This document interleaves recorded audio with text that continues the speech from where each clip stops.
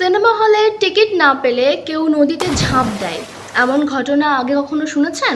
রাজশাহীর এমনই একটি সিনেমা হলকে নিয়ে এরকমই কিছু লোককথা আজও শোনা যায়। যে মাটিতে দাঁড়িয়ে একসময় সালমান শাহর সিনেমা দেখতে হাজার হাজার মানুষের লাইন পড়তো, আজ সেখানে কোনো সিনেমা হলই বেঁচে নেই। সেই সিনেমা হলের বুকের ওপর আজ দাঁড়িয়ে আছে বহুতল ভবন, স্বচ্ছ টাওয়ার। বলছিলাম রাজশাহীর আলুপট্টি মোড়ের হারিয়ে যাওয়া সেই কল্পনা সিনেমা হলের কথা। 50-এর দশকে সাগরপাড়ার এক খোলা মাঠে প্রজেক্টরের আলো দিয়ে যে রূপালী পর্দার জন্ম হয়েছিল, 70-80-র দশকে তার রূপ নেয় এক বিশাল সিনেমা হলে। 90-এর দশকে বেদের মেয়ে জ্যোৎস্না কিংবা সালমান শাহ মৌসুমীর কেয়ামত থেকে কেয়ামত দেখতে এখানে টিকিট কাটার যে দীর্ঘ লাইন পড়তো, তা আজ শুধুই গল্প।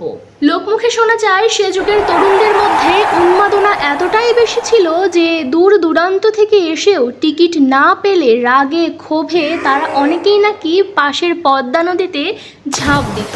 সিনেমা হলটির বিশাল জনপ্রিয়তার কারণে এর আশেপাশের মোড়টি সাধারণ জনগণের কাছে কল্পনা সিনেমা হল মোড় অথবা কল্পনা মোড় নামে বেশ পরিচিতি লাভ করে। 2000 সালের পর স্যাটেলাইট টেলিভিশন ও বিভিন্ন প্রযুক্তির কারণে দর্শক সংখ্যা বেশ কমতে শুরু করে। তখন নাম পরিবর্তন করে এই সিনেমা হলের নাম রাখা হয় উৎসব সিনেমা হল। তবে সেটা খুব একটা লাভজনক হয়নি, কারণ 2010 সালের পর চরম লোকসানের মুখে চিরতরে বন্ধ হয়ে যায় এই রূপালী পর্দা।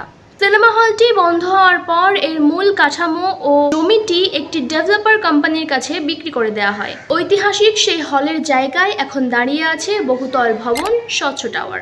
এরকম আরও অজানা ও ঐতিহাসিক তথ্য জানতে অবশ্যই কমেন্ট করে জানাবেন।